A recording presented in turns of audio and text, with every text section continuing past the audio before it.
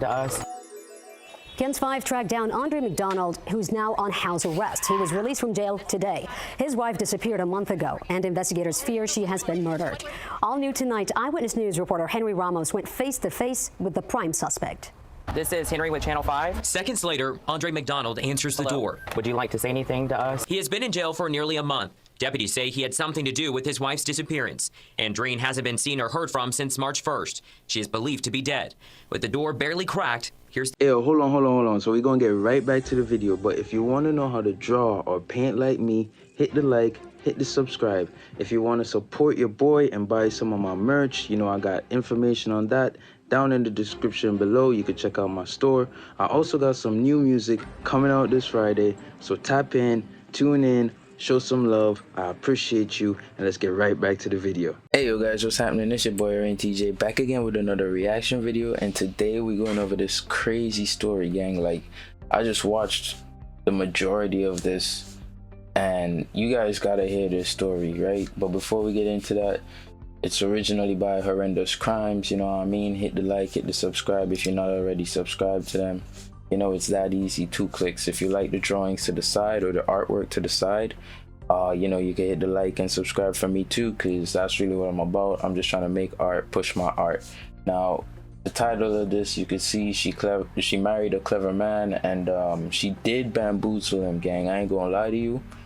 She did do him a little dirty, but you gotta check this out. He's so excited, but I promised and delivered a defeat. Signing off Facebook. Evil exists in this world. I'm gonna give you my reactions at the end of it as usual, you know. Right now I'm working on this drawing, so I'm gonna be drawing while this is going on.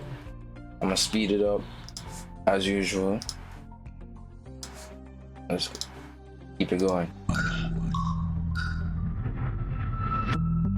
This is the story of Andreen McDonald, a beautiful, caring yet calculating woman who married a clever man-child, then cheated and bamboozled him, leading to her demise.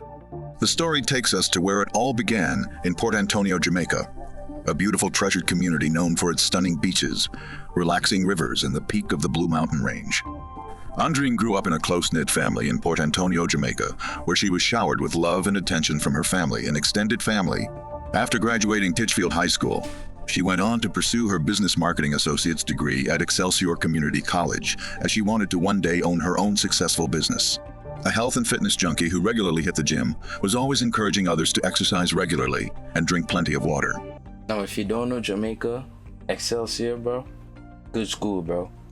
And she enjoyed helping others. I am very thankful and grateful for everyone that helped us in January when we went out and we provide meals for all those homeless. And we will be going out again on February 24th. That is Saturday, February 24th. In 2009, she met a man by the name of Andre McDonald, and the two hit it off and were married within months. He was 30 years old and she was 20. She later moved to the United States to be with Andre, who had moved to the U.S. in 1995 to pursue his electrical engineering degree and joined the U.S. Air Force. Not long after Andreen got to the U.S., Andre, who had been stationed in Florida, was transferred to Laughlin Air Force Base in San Antonio, Texas. There, Andreen made her mark in graduating the University of Texas at San Antonio with her finance degree and set her sights on opening their first home healthcare business in 2012 at 22 years old, and just 1 month after graduating. Of course, she had no money, so her husband funded the business startup with the military salaries he accumulated over the years. The year before, she had given birth to their daughter Elena in April 2011. Though prematurely at 29 weeks, they could not be happier with their bundle of joy. But they were pretty busy, and so they decided to sponsor Andreen's mom, Hyacinth Maureen Smith, who is a CNA, to join them in the U.S. and help take care of their little Elena. They had found out their daughter was autistic in 2014, which posed an extra challenge to them. But by 2015, Andreen's mom was with them in their home in San Antonio, helping to care for their baby girl. Of course, the dynamics of the home shifted. First with their new daughter, and now with Andreen's mom, but Andre quickly got adjusted and everything was working great. They had decided earlier on that no matter how busy they got, they would always have dinner together, and that's what they continued to do. That same year, they opened their second healthcare business at another location and became even more busy, and Andre was promoted to major in the Air Force and transferred to reserve duty in order to remain in San Antonio. Andreen's half-sister Cindy Johnson also lives in San Antonio, and they would all gather from time to time, as extended families often do, and have fun catching up and laughing. So they did have an amazing number of years, but that was about to change, and soon. In 2016, while Andre was away for a 6-month training to help him transition from engineering to cybersecurity, Andreen rekindled her relationship with her first love, Aubin, who lives in Jamaica. She had been with him when she was 13 years old and he was 27, and so she sent a text telling Andre not to come back to the house when he returned from training. According to Andre, he was caught off guard because they've had small disagreements here and there, but nothing to warrant that text. Moreover, when he left home for the training, they were in a good place. So Andre went home anyway when his training was done in December, and when he got home, the atmosphere was different. She would be miserable and aggressive towards him, arguing over the simplest of things. And he did not sign up for that kind of living. So after a few months, he told her he would be filing for a divorce, which he did soon after in 2017. After filing the divorce papers, they were still living together in the same house, but at some point when he returned home, he found that she had locked him out and would not open the door. And when he tried to get in, Andreen called the police, and when they arrived, he asked them to wait so he could get some clothing and leave. He then packed a few things and went to a hotel, and later to live by one of his friend's house. Andreen knew she wasn't yet finished putting her ducks in a row to leave Andre fully, so she begged Andre to call off the divorce and return to the house so they could work on their marriage. Of course, Andre still loved her, so he called off the divorce and went back home within a few weeks. I ain't gonna lie, gang. That's messy as hell, bro. It's messy, but it gets worse from there. Everything was going great for a while. They even purchased their first home in July of that year on the north side of Bexar County at Solitude Cove in San Antonio, Texas. But he had no idea the plans Andreen had that did not include him. He called off the divorce and was working at their marriage as Andreen had requested, but it was one-sided. Andre was working at improving their relationship, but Andreen was more focused on her rekindled relationship with Aubin and making plans to leave Andre and be with him full-time. She was spending a lot of time on Facebook where she and her rekindled lover often communicate. Andre would sometimes see her rush to get off Facebook whenever he walked in, and he became suspicious and began to stalk her page. And while there, he noticed Andreen was liking her ex Aubin's posts. He knew Aubin from back in Jamaica, as he was living not very far from his father, Everton Beachy Stout, and he knew he was Andreen's ex. Andre then began posting photos of himself and Andreen together and tagging Andreen to see if she would like or interact with them, but she didn't. He was very hurt by this. Andreen would continue taking trips to Jamaica saying she was going to visit family, but she was also going to see Aubin, and Aubin was in the process of getting his green card so he could be in the US with Andreen. She had confided in her friend Carol Ganbar about her rekindled relationship with Aubin, and Carol had told her to be careful, she's playing with fire. She told her if she continued with the affair, she might end up killing Andre, or Andre might end up killing her. I'm Carol Ganbar. It's CarolGhanbar. From here, they go through a little bit of, you know what I mean? Her testimony, supporting some of this. If you want to see it, you can check it out, but let's just fast forward. Correct. That way, she could divorce him and get to keep most of their resources. But when that wasn't happening, she decided to go ahead, open a new LLC with herself as the sole owner and transfer assets from the other business they co-owned to that new business. Messy. By 2018, the couple had expanded the healthcare business to a third location and were drafting up plans for the fourth. Andreen was beginning to feel drained, catering to home plus business plus self, and Andre was feeling neglected. He felt like an outsider, and he decided to begin looking at Andreen's page again. And sure enough, Andreen was still liking her ex-posts on Facebook. And he was hurt, even more, thinking, how could she find time to be on Facebook liking another man's post, but couldn't find time for him, and he was her husband? And right there. So for the second time, he began uploading pictures of him and Andreen together and tagging her to see if she would like or interact with them. But still she didn't. In April 2018, Andreen was scheduled to speak at her alma mater Excelsior Community College Entrepreneurial Week event in Jamaica, and she used that opportunity to spend some quality time with Aubin as well as her best friend from childhood, Tonya McDonald. Tonya was married to Andre's dad, Everton Beachy Stout, who often had her under surveillance, and may have alerted Andre to Andreen's affair later on. While in Jamaica and out on one of their excursions, Andreen decided to get 2 tattoos, one matching a infinity that Aubin has, and the other of Aubin's birthday to formally commit to their reunion and lifetime partnership. When she returned to the US, she became more distant with Andre, and Andre became regretful about marrying her and taking her to the US, allowing her to have a better life. On July 4th, 2018, while they were at one of Andre's friend's house having dinner, Andre noticed the 2 new tattoos on Andreen's hands. The birth date of the ex she claimed she wasn't seeing on her wrist, and an A infinity tattoo between her index finger and thumb. Andre lost it. He began to curse her out so terribly his friend's wife told them they had to leave. He continued cursing at her as they got into the car where Andreen was at the wheels in her Porsche Macan. As she tried to explain away what the tattoos were and what they meant, it infuriated Andre even more. How dare she insult his intelligence? And he began choking her and scratching her face, and the only thing Andreen could do was hit her Aunt Lorna's number on her dashboard, hoping she would answer and he would stop, knowing she was listening. Do you remember getting a call from Andreen? Here, going over the phone call. You know me? She's going over the phone call, then she talks to Andre a little bit.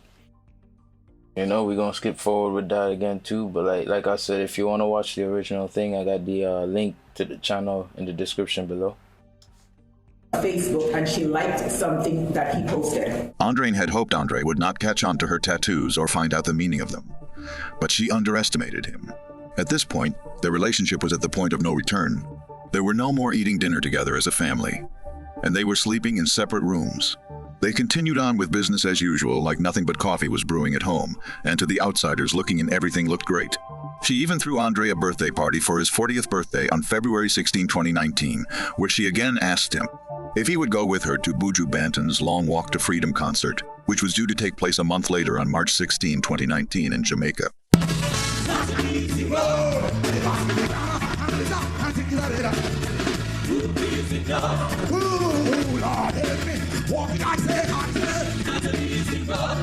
He refused, and they later argued. Their arguments had become more frequent in recent months. Like, think about that. Why would he go? You cheating on me with somebody in Jamaica, and you want me to come with you to go to a concert in Jamaica? What? Why would he go? You know what I mean? That's just mad messy, gang. I'm not saying nothing he did was right, but sometimes, bro, you hearing this story, she really was doing him dirty. And it gets worse. It still gets worse, bro.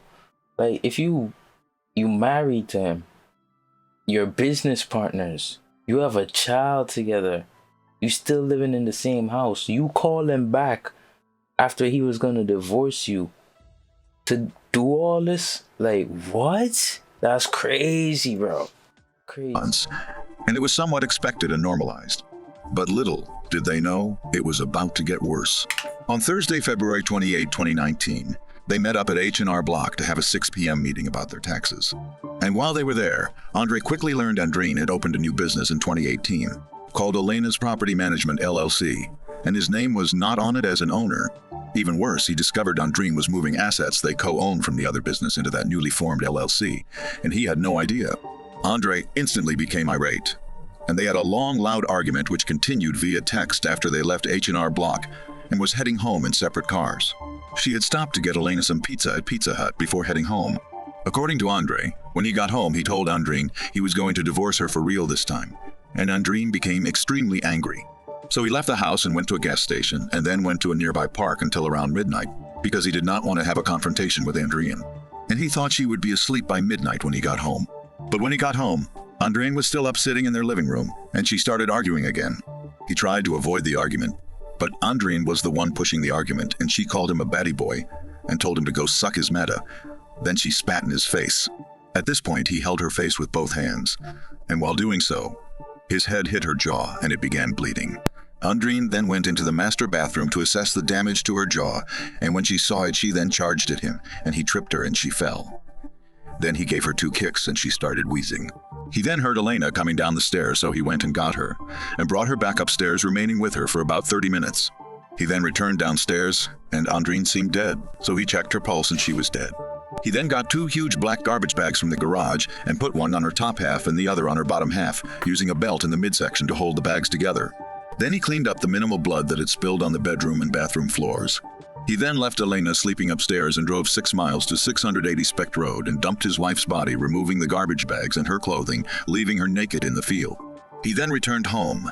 2 days later, he was upset with her for causing him to now be in trouble for what he did to her. So he went back up there with a hammer, gasoline, flashlight, and a lighter and beat her dead body with the hammer before throwing cow bones on her and lighting her on fire. He then returned home where he burned her bloody clothing in a fire at the back of their house. When she comes into the room, I turn around. Now that story is crazy, right? He kicked her 2 times and went upstairs and then found her dead. Nah, bro, crazy. If you want to hear the whole thing, that he does testify for a bit, you gotta hit the link down below, bro. I ain't trying to go through this testimony twice, but it's callous, bro. He's cold-hearted, bro. It sounds like he has no remorse for real, and it sounds like he really blames her for causing him to lose his rage and did what he did. My man really did that. And then they asked him, so why he didn't like go search in the search parties? Because it's pointless. That didn't make no sense. Like, I knew she was dead. I'm not gonna pretend and act like I'm out there looking for her. He said it would have been cruel. I could understand that, but it was still cold-hearted, bro. If you want to watch the whole testimony, like I said, hit the link in the description below. But I'm moving forward. Ganbar, who also owns a healthcare business. But after Carol called Andreen's phone and then called Andre's phone and there was no answer, she too became worried. So she asked her manager employee Elizabeth to accompany her to Andreen's house so she could check what's going on. They lived in a gated community and Carol had the gate code.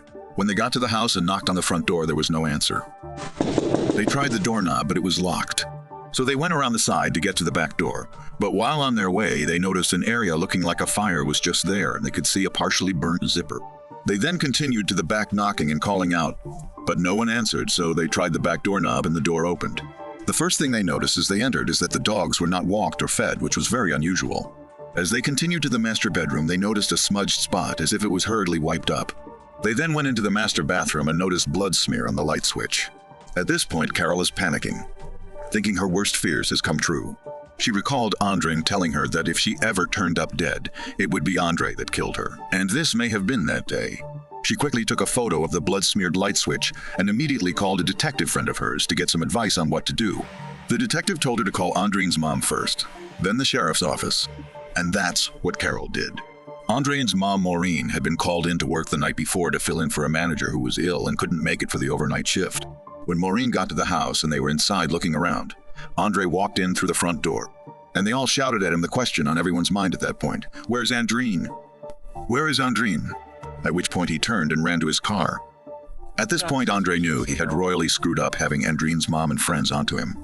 And it was only a matter of time before the cops would be onto him as well. So he began to think of ways to get out of it. He decided to go to the Baptist Emergency Hospital to ask if there was any McDonald there. And surprisingly, he was told indeed there was a woman and child with that name there.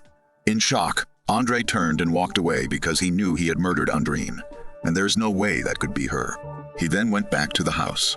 When he got to the house, he was greeted by the sheriff's deputy Gonzalez, who asked him where Andreen was, to which he replied, Andreen is at the Baptist Emergency Hospital. However, with one quick phone call, the sheriff's deputy found out Andreen was not there. So he asked Andre again, where is Andreen? And his reply was, we had a fight. She left, and I don't know where she is. The sheriff's deputy had already looked around and realized something was very wrong, so he arrested Andre and took him in for further questioning. He refused to cooperate or answer any questions, and instead retained a lawyer and was released later that night. The sheriff's office decided to begin watching Andre. On Saturday morning, March 2nd, Andre went to a Lowe's Hardware and purchased a few choice items, an axe, a hatchet, garbage bags, gloves, 2 large gas containers which he filled with gasoline on his way home. He then went to work. Meanwhile, the sheriff's office had secured a search warrant and were at his house. They confiscated his new purchases and left. Oh, how I wish they had not confiscated his items but continued to watch and see where he was going with them. As he later testified in court, he was going to go back and bury the body, along with other evidence. He would have been caught then, and Andreen's remains found mostly intact. Later that day, Andre went to a gun shop. But after purchasing a gun and ammunition, he hurriedly left the store without the gun, the ammunition, or his ID. He was then arrested outside the gun shop. The authorities were concerned about what he was up to, and they weren't taking any chances.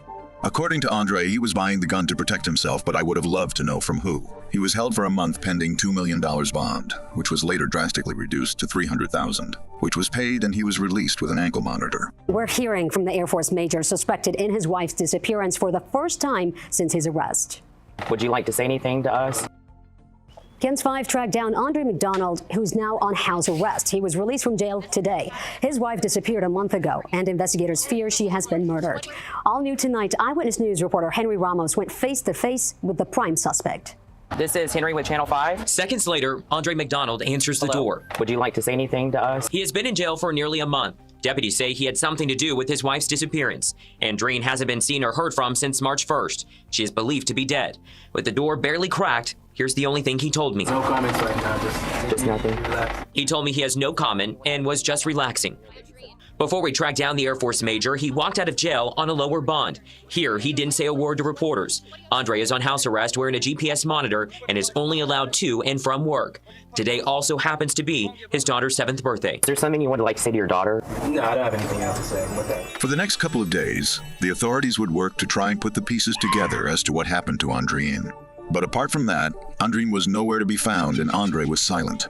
On Tuesday, March 5th, a search team was gathered. Over 160 volunteers came out to help find Andreen, and they joined forces with the investigators and FBI who had already begun searching. This is great to see community policing at its best right here. If you don't have a hiking boot, hiking shoes that can deal with rough terrain, slippery terrain, then you need to be in this group. They searched far and wide, but nothing.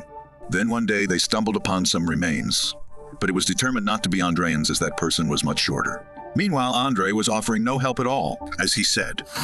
You make any efforts to try to find her body? That doesn't make any sense. Why would I make any efforts if I already know she's dead? Like, I'm not gonna go out in the field and pretend and do some charade or something, like pretending going out doing fake searches with people and passing out flies. Why would I do any of that? That's just cruel on top of what already happened. You were hopeful that she would be found, correct? I sort of expected that she would be found. I was just surprised it took that long.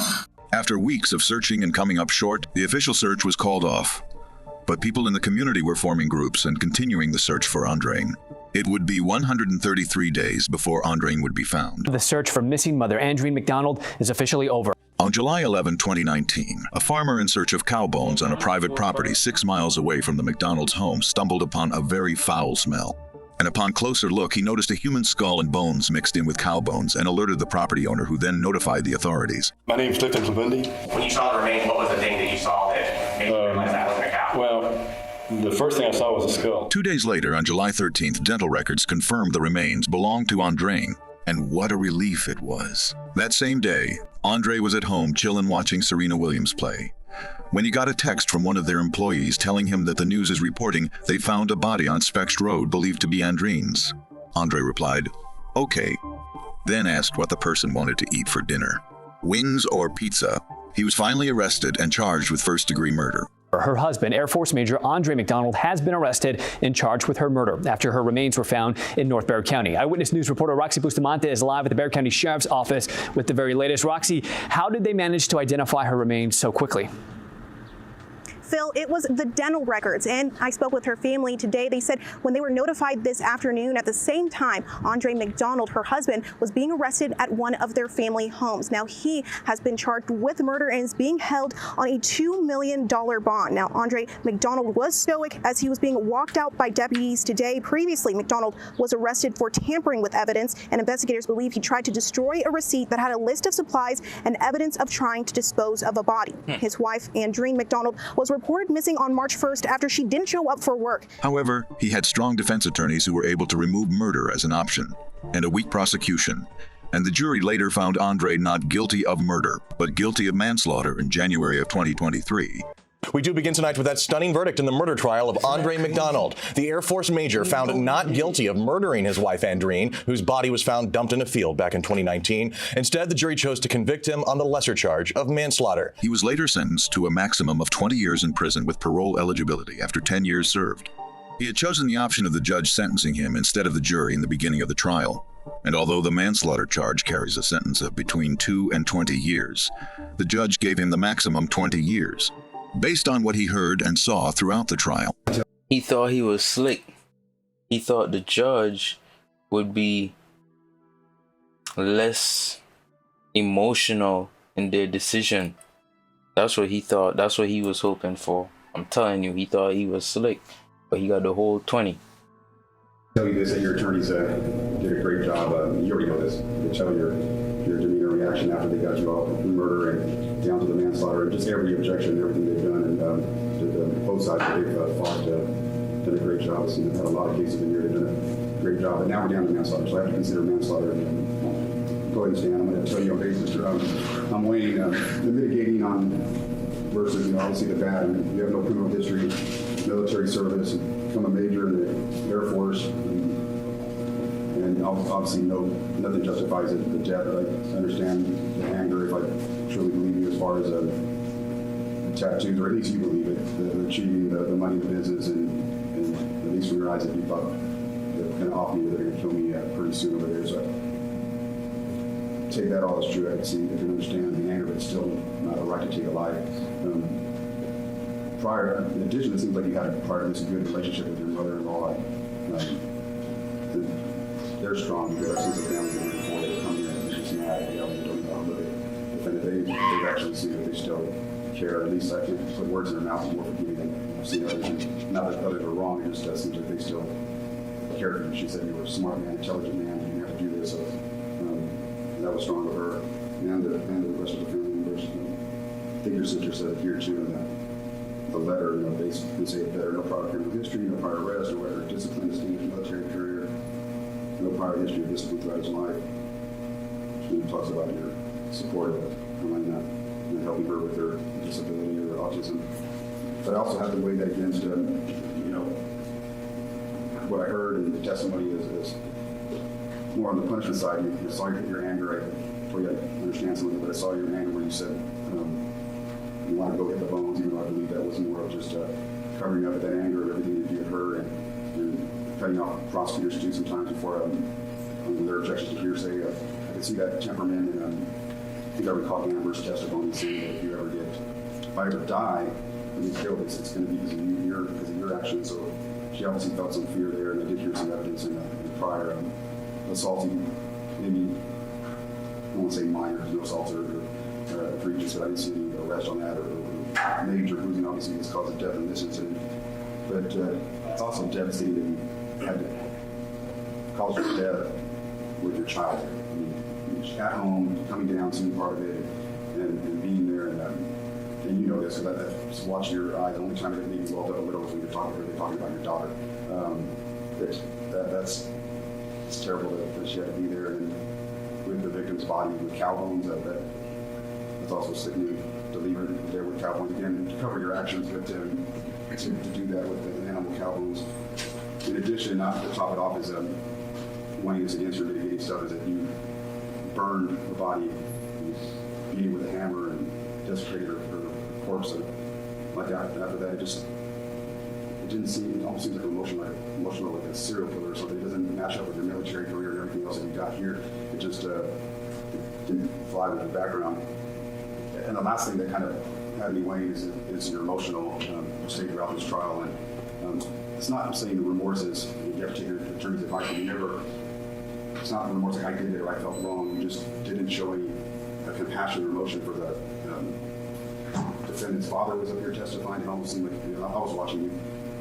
And obviously can't put words into your mouth. I'm watching what I see. It's almost like I don't say jointed, but a smirk. I would think you'd be hands on your head or crying, because you can see that sometimes she'll care for you, or her mother up there. It just didn't seem to bother you, and you weren't going to care for the mother of your child, for the death. You just didn't seem bothered by that. A lot in the beginning, you were on your phone a lot and playing with your phone. You even had my deputies ask me if a returning officer knows that's whatever they want to decide over there.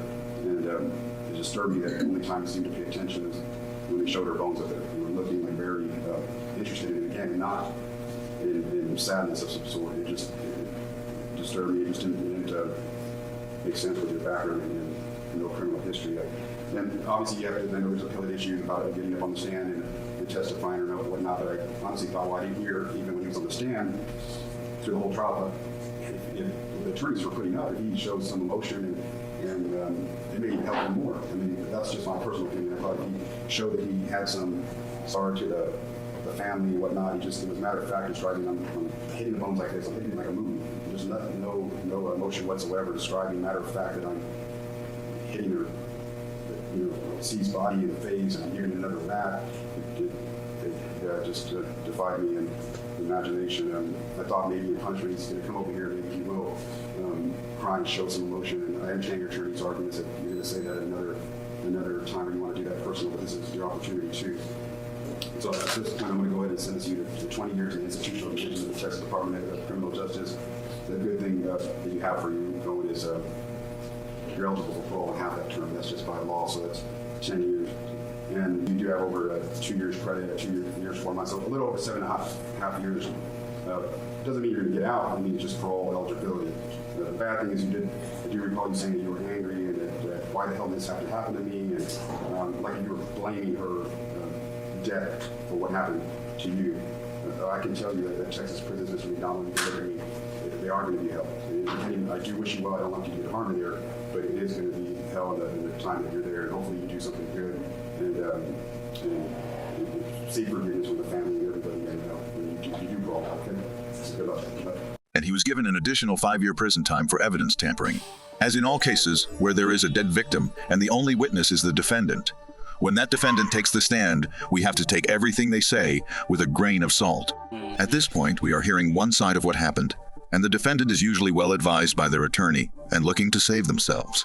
The autopsy report and evidence debunks Andre's account. According to the autopsy, Andreen died from homicidal violence, including blunt force trauma causing her spine to be fractured in several places, her jaw to be broken, and her fingers charred, which forensic pathologist Dr. James Faig testified is consistent with being hit with a claw hammer.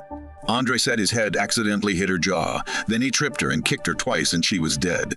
Would that be consistent with being struck by a multi-phased tool? Yes. That'd be consistent with being struck by a claw hammer? Yes.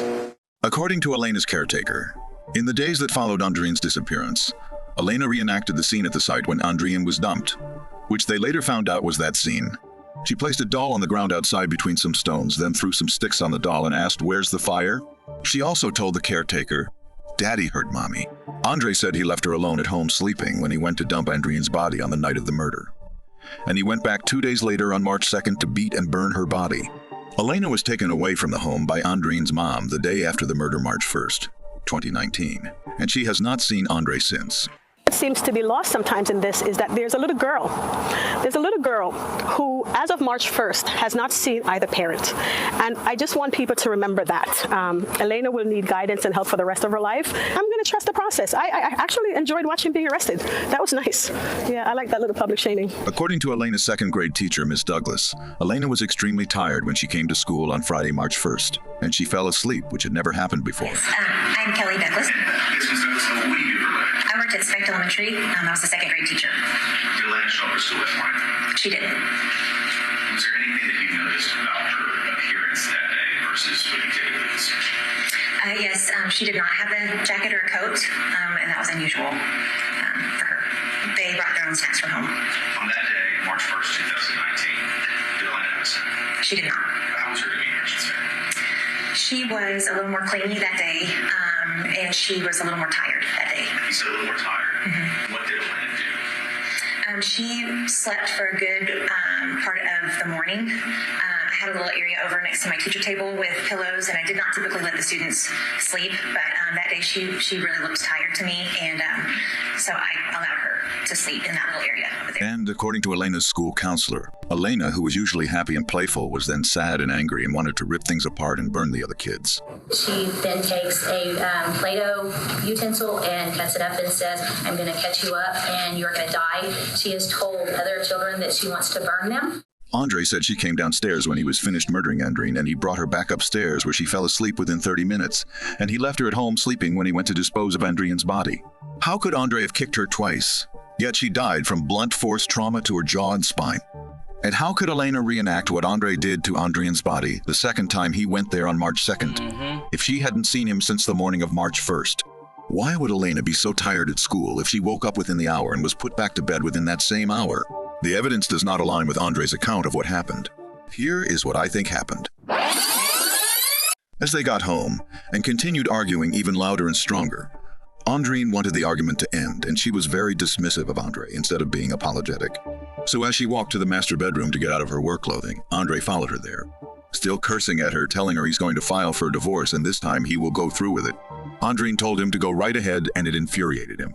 Just then, he saw her tattoo, and it refueled his anger. And he started remembering how Andreen in recent weeks had been asking him to go with her on a visit to Jamaica to attend Buju Banton's concert, when neither of them are Buju Banton's fan, and how he kept refusing and she kept pushing. Now he's thinking Andreen wanted him to go with her to Jamaica, so her drug-dealing gangster man, Aubin, could kill him. He got even more enraged. Just then he turned and walked out the bedroom, and Andreen thought he was finally done with arguing and left. She did not see him return. Andre returned to the bedroom with his yellow hammer in his hand, cursing and swearing at her. And as she turned to face him, he blindsided her with a hit towards her head which caught her jaw. She stumbled but did not fall. And as she tried to get away and ran to the bathroom holding her bloody jaw, he followed her and hit her with the hammer again, this time in the back of her head. And as she lost her balance, her bloody hand slightly tangled in her hair hit the switch, and she stumbled and fell face forward, landing on her stomach. He then continued hitting her with the hammer in her back, using both sides of the hammerhead, as he cursed at her. Then, as he was becoming out of breath, he resorted to kicking her in her head and stomping on her back, knowing it would hurt her even more and ultimately kill her with minimal blood in the house. He did not see his daughter Elena looking on as he desecrates her mother, and by the time he saw her, he didn't seem to care. He quickly took off his bloody shoes, took her back upstairs to her bedroom, and told her to stay in her room until he came to get her. He then went back downstairs where Andreen's dead body laid, took her clothes off, and burned it in an area outside. He then went back inside, got 2 garbage bags from the garage, and put her top half in one and her bottom half in the other, placing a belt around her midsection to hold both bags in place. He then dragged her to his Chevrolet Malibu parked in the driveway, and struggled to get her in the trunk, causing a slight dent above the car trunk. He then wiped up the small amount of blood that spilled on the bedroom and bathroom floors, as well as the frothy saliva that came from Andreen's mouth, as he stomped the life out of her. After he was done cleaning up, he went upstairs to get Elena, but she was sound asleep, so he lifted her up and put her in his car, then drove 6 miles away to 680 Speck Road and dumped Andreen's body. He then drove back to his house and put Elena back to bed, then texted his dead wife. He was still reeling with anger and rage about what happened and how he was gonna get blamed for it. So he took Elena out of bed again, put her in the car, and grabbed his hammer, flashlight, a gas can with some leftover gasoline from his handyman work, and his lighter, and drove to where Andreen's body was. He then proceeded to beat her cape-a-pie with his hammer as he cursed and sweared at her. Then he searched the area and found cow bones, which he threw on her before pouring in the gasoline and lighting her on fire. He didn't seem to realize that Elena was seeing everything, or he didn't care. The first time they went there, she had fallen asleep and slept the entire time. But the second time, with all the sounds he was making as he beat the body with the hammer and cursed at her, she woke up and was watching him doing all he was doing. She would later reenact this event in the backyard of her caretaker's house. And the yellow hammer. How could he have used it to murder Andreen if it was seen on his shelf with his other tools on March 1st when investigators took those photos, but was not there on March 2nd when they returned and took another photo, the defense asked? The answer is simple. When Andre got back home from beating and burning Andreen's dead body in the early morning hours of March 1st, after putting Elena back to bed, he then rinsed the hammer, dried it, and put it back where it's kept among his other tools. When he got home in the early morning of March 2nd, after he was released from being detained on March 1st for questioning, he removed the hammer and was preparing to dispose of it by throwing it in the hole he was going to dig and bury Andreen's body in later that day. However, he went to the gun shop, and while he was there, the detectives confiscated his gasoline and other aiding items he purchased at Lowe's, and he was arrested the moment he walked out the gun store. He was then in jail for a month on $2 million bail, which he couldn't afford, and he made bail when it was reduced to $300,000 on April 3rd, at which point he went home with an ankle monitor. Now, based on the evidence, whose version would you say sounds more accurate? Andreen McDonald died in a manner unknown to us or the grand jury. But according to the autopsy, she died from blunt force trauma in a homicidal way. In short, she was murdered. Andre was very happy with the juror's decision in finding him not guilty of murder, but only guilty of manslaughter. As you see him here waving a peace sign walking out because his lies worked. But he may have fooled the jury, but he did not fool the judge, and his daughter's words will haunt him for the rest of his life. This letter was written by Elena to Andre McDonald. You killed my mother. You took away my life. And you broke my heart. And you hurt my feelings. And you will pay for what you did. And you will be punished forever. Andre's action affected many people. We can only imagine the confusion and hurt their daughter Elena is experiencing, the pain Andreen's mom is feeling, and the emptiness her dad is forced to endure. And although it didn't help that Andreen's dad was trying to get custody in the midst of all their pain, saying his ex-wife wasn't helping Elena enough, for whatever reason, there hasn't been an attempt to try to get that child what she needs, even though Ms. Smith has been in a position to cooperate and support that. This woman right here is the only woman who's been in that child's life, her entire life. She's had very little contact with the paternal grandfather. a resolution was reached. What I mean, like, whenever he visits, he could see her. Because he's not living in America, he's living in England. And Elena will get to remain with her maternal grandma, who has been the most constant in her life, and will be able to see her maternal grandpa whenever he visits. There is no doubt Andreen was siphoning off money for herself and future plans without Andre's knowledge, which was very deceitful. And in all fairness, Andreen did most of the work in the business, but he was the one who funded the startup, and they agreed to be partners in all business dealings. However, regardless of how calculating Andreen was, she was still a mother, a daughter, a businesswoman, a pillar in her community. Now she is sadly taken away so tragically and will leave a permanent void in their daughter's life and in the community. Her businesses she worked so tirelessly for had to be closed down, and not only is her family affected and left without income, but the people who relied on her Starlight Homes assisted facility are now left without care for their elders, or that high-level care that Andreen provided. She was the best at what she does. Okay. Okay. Look at this arm. ¿Quién es este brazo? What's wrong with my arm? Oh, it's real chubby. You touched the wrong person. That's not chubby. That's the skinniest one. My arm is chubby. Chubby. Oh, yeah, wow. It's chubby. Oh, because she just ate. My arm is chubby because I just ate. She just ate. No, that's not it. Do you know who is she? No. That's the owner of the place. Oh, she's the owner of this place? Yeah, Andreen McDonald. Andreen's calculations failed her. She never calculated Andre would find out, and she never calculated he would have killed her. Andreen touched the lives of people everywhere she went, and she was loved by many. May her precious soul rest in peace. And may her daughter be always welcomed in a loving and nurturing home. What would you have done if you discovered... Crazy, gang. That whole story is just tragic.